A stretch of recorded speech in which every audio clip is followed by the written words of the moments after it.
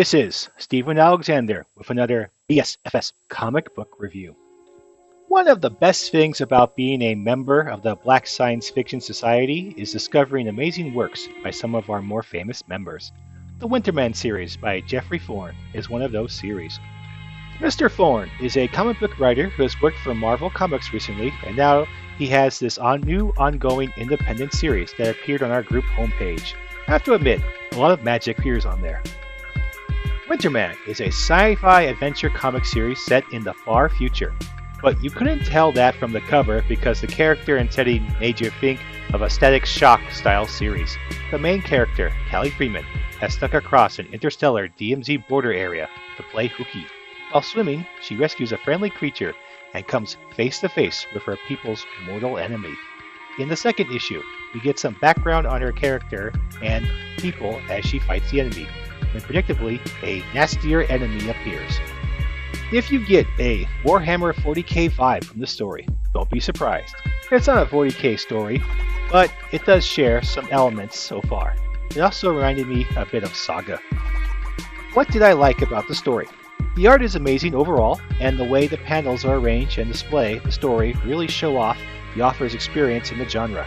I compare some scenes to Avatar, but not as much glaring CGI style. The flashbacks are woven into the fight quite well, giving you the right amount of backstory without taking you out of the fight. What didn't I like about the story? For starters, it's too short.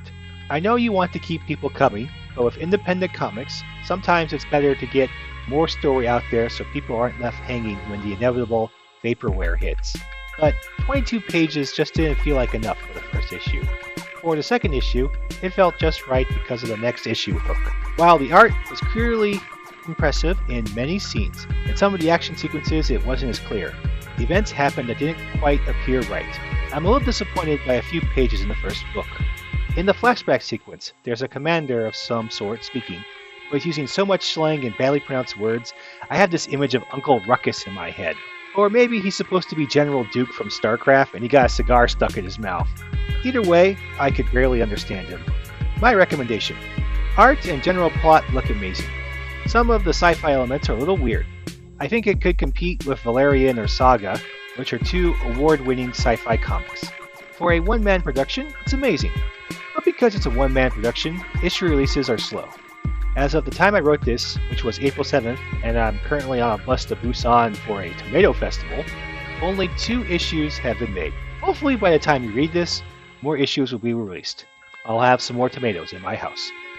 I give Winterman Comics a glowing 4 out of 5 stars.